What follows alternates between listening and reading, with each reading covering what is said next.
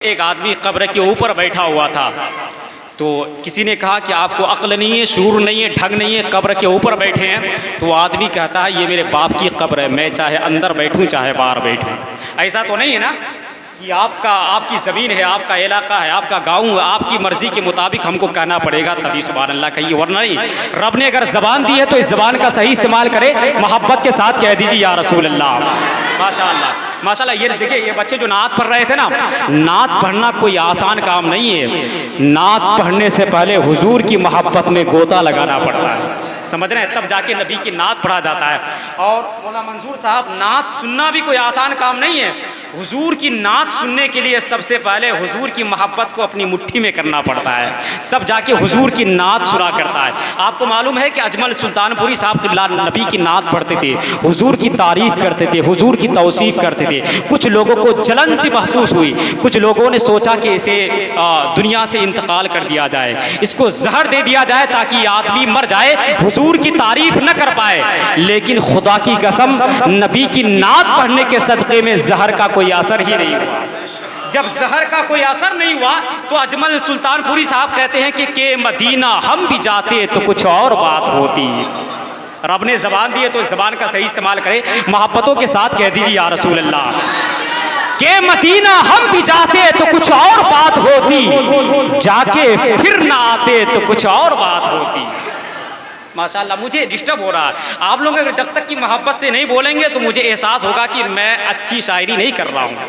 वरना ज़बान दी है तो इस ज़बान का सही इस्तेमाल करें, मोहब्बतों के साथ, पूरा मजमा पूरी बेदारी के साथ कह दीजिए या रसूल अल्लाह। माशाअल्लाह। के मदीना हम भी जाते तो कुछ और बात होती, जाके फिर ना आते तो कुछ और बात होती। अजमल साहब कहते हैं कि मुझे जहर देने वाला बड़ा कम नजर है आका, तेरे नाम पे पिलाते तो कुछ और बात होती। मुझे जहर देने वाला बड़ा कम नजर है आका, तेरे नाम पे पिलाते तो कुछ और बात होती। अजमल साहब कहते हैं कि यहाँ मस्त मस्त झोंके जो इरम से आ रही है, यही तैयबा हो के आती तो कुछ और बात हो। यहाँ मस्त मस्त झोंके जो इरम से आ रहे, यही तैयबा हो के आते तो कुछ और बात होती। हज़रात मोहतरम, अब आइए अदब व एहतराम के साथ बैठें। जिस तरीके से आप हज़रात मोहब्बतों की बस्ती में सोने के गुलदान में खुशबू के पौधे लगाया है, अल्लाह उस पौधे को सलामत रखे।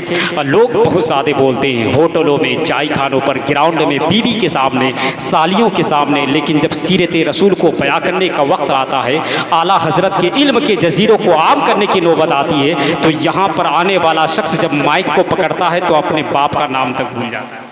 समझ रहे हैं, ये बहुत मुश्किल काम है।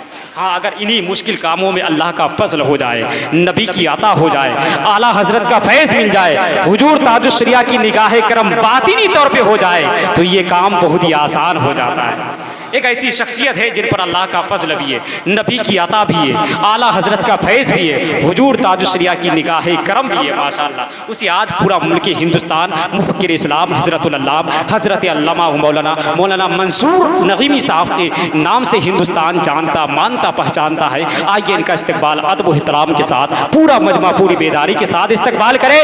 नारे तकबीर, नारे